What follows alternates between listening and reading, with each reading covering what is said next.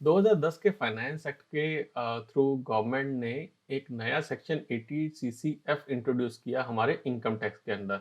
As part of that section individuals 20,000 तक के infra bonds खरीद सकते थे और ये infra bonds infra companies issue कर रही थी ताकि वो अपने कैपिटल को बूस्ट अप कर सके।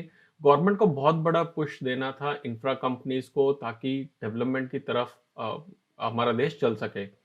इसी राह के ऊपर काफ़ी सारी कंपनीज ने अपने इंफ्रा बॉन्ड्स को इश्यू किया। इंडिविजुअल का फ़ायदा ये था कि उनको जो है 20,000 रुपए के ऊपर टैक्स रिबेट वहीं पे मिल रही थी। लेट्स से अगर कोई 20% ब्रैकेट में है तो उसको 4100 के करीबन की टैक्स रिबेट मिल रही थी, और अगर कोई 30% ब्रैकेट में है तो उसको 6 सवा 6,000 रुपए तक की टैक्स रिबेट मिल रही थी। तो ये काफ़ी एक ल्यूक्रेटिव ऑप्शन था और उस टाइम पे एल&टी, आईडीएफसी काफ़ी कंपनीज ने अपने बॉन्ड्स निकाले थे। इन बॉन्ड्स के साथ मिनिमम जो लॉक इन पीरियड था वो था 5 साल का, और उसके बाद कुछ कंपनीज या कुछ बॉन्ड्स ऐसे थे जहाँ पे बायबैक ऑप्शन अवेलेबल था, और कुछ बॉन्ड्स ऐसे थे जहाँ पे बायबैक ऑप्शन अवेलेबल नहीं था। इसी ही एक सीरीज में मैंने इन्वेस्ट किया था। मैंने 2010 ए सीरीज के अंदर इन्वेस्ट किया जहाँ पे 7.5% का एनुअल रेट ऑफ रिटर्न के हिसाब से या एनुअल रेट ऑफ इंटरेस्ट के हिसाब से रिटर्न मिलना था।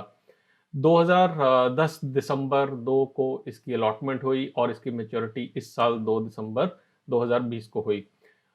जो उसका इफेक्टिव अमाउंट आया है उसके कारण हमारा जो इफेक्टिव रिटर्न क्या रही है उसी की कैलकुलेशन हम इस वीडियो में देखेंगे। तो चलिए उस कैलकुलेशन को शुरू करते हैं। तो अब हम आ गए हैं एक्सेल शीट के अंदर। यहाँ सबसे पहले हम चलते हैं साल 2010 में, जब हमने इन्वेस्टमेंट स्टार्ट की थी। तब हमने डाले थे इस बॉन्ड के अंदर 20,000 रुपए, और इन 20,000 रुपए के ऊपर हमें टैक्स रिबेट मिली थी। तो 30% टैक्स स्लैब में थे तो टैक्स रिबेट मिली हमें ये 6,000 रुपए की हमें रिबेट मिली। तो इफेक्टिवली अमाउंट हमारे पास 20 माइनस 6 14,000 रुपए के हमें ये बॉन्ड पड़े। एक्चुअली में उस टाइम पे 3% का टीडीएस भी लगता था। तो अगर हम उसको भी वैल्यू लगा देते हैं तो हमारे पास जो अमाउंट आता है वो आता है 20,000 माइनस 6,000 माइनस 180, 13,820 का हमें इफेक्टिव कॉस्ट करी थी इन सारे बॉन्ड्स की। अब अगर हमारे पास ये इफेक्टिव कॉस्ट थी तो एक बार हम ये देख के चलते हैं कि 7.5% जो हमारा रेट ऑफ इंटरेस्ट था, जिसके थ्रू हमें इसका कंपाउंडिंग या वैल्यू हमें वापस मिलनी थी, उसके साथ हमें 10 साल के अंदर, यानी कि अगर हम पीरियड को बोले 10 साल में, हमारे पास एक्चुअली में वैल्यू होनी कितनी चाहिए थी। जो हमने 20,000 पे लगाया उसमें हमें एक्सपेक्टेड वैल्यू क्या होनी चाहिए थी। तो हम यहाँ पे फ्यूचर वैल्यू का फॉर्मूला लगाएंगे। टाइम वैल्यू ऑफ मनी की कैलकुलेशंस में आपको एक अगले वीडियो में बताऊंगा, लेकिन फिलहाल के लिए हम देखते हैं कि हमने फ्यूचर वैल्यू यहाँ पे कैलकुलेट करते हैं। हमने रेट लिया था 7.5%, हमारा पीरियड था 10, पेमेंट हमने रेगुलर पेमेंट कोई नहीं दी, सिर्फ हमने शुरू में पैसा दिया था। तो हम यहाँ पे पेमेंट डालेंगे 0, प्रेजेंट वैल्यू हम डालेंगे नेगेटिव में 20,000। नेगेटिव का मतलब है मैंने पैसा अपनी पॉकेट से दिया है और हमने पैसा डाला, तो हमारे पास रिटर्न आती है 41,220। तो मेरे पास रिटर्न आनी चाहिए थी 41,221 की अप्रोक्सीमेटली, लेकिन मेरे पास जो एक्चुअली में रिटर्न आई 2 दिसंबर 2020 को, जो मेरे पास अमाउंट आया वो मेरे पास आया 36,976 का। अब ये अमाउंट कैसे कैलकुलेट हुआ इस पे भी नज़र डालते हैं। एक्चुअली में अगर आपने बॉन्ड्स को डीमैट फॉर्म में ले रखा है तो आपको कोई टीडीएस नहीं लगेगा, लेकिन अगर आपने फॉर्म को फिजिकल फॉर्म में ले रखा है तो आपको आपके इंटरेस्ट अमाउंट पे 20% का टीडीएस लग के या फिर कट के आपके पास पैसे आएंगे, जो कि एग्जैक्टली मेरे साथ हुआ, क्योंकि मेरे पास ये जो बॉन्ड्स हैं ये फिजिकल फॉर्म में थे। इसको भी एक बार नज़र डाल लेते हैं कि हमारे पास ये था टोटल फ्यूचर वैल्यू, ये था हमारे पास इनिशियल वैल्यू, यानी कि ये था हमारे पास इंटरेस्ट का अमाउंट। तो हमारे पास इंटरेस्ट था 21,220, इस पे हमें टीडीएस लगा 28% का, और इस 20% टीडीएस यानी कि वैल्यू निकालते हैं इसकी क्या आई, ये हमारे पास टीडीएस का अमाउंट आया। और अगर हम अपने फ्यूचर वैल्यू अमाउंट में से इस टीडीएस का अमाउंट को हटा देते हैं तो हमारे पास 36,976 की वैल्यू आती है, जो कि एग्जैक्टली यहाँ पे अमाउंट हमारे पास आ रखा है। अब इस अमाउंट के ऊपर हम देखते हैं कि हमें टैक्स देना है, हमें 30% टैक्स देना था एक्चुअली में, तो जो फ्यूचर वैल्यू थी उसमें से 20% टीडीएस तो कट गया है, लेकिन 30% हमें टैक्स देना था। तो अब हम टैक्स की बात करते हैं कि टैक्स कट के हमारे पास क्या वैल्यू आती है। तो टैक्स हम लगाते हैं वापस से 30% का, और 30% टैक्स लगाने के बाद वैल्यू बनती है इसकी 12,000। एक्चुअली में टैक्स लगना है हमारा इंटरेस्ट अमाउंट पे, तो इंटरेस्ट अमाउंट था हमारा ये, इसके ऊपर आपने टैक्स लगाया 30%, 6366.19।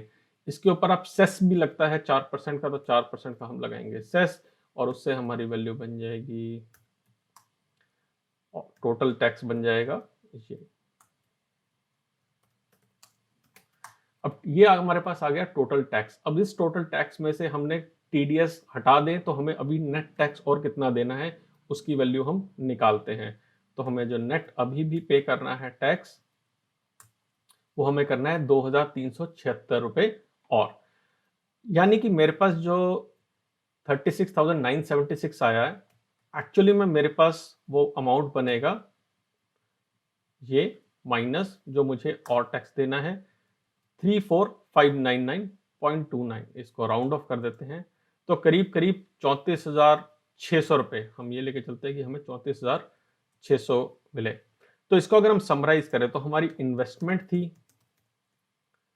टोटल 13,820 की, हमारे पास रिटर्न में जो अमाउंट आया है वो आया है 34,600 रुपए।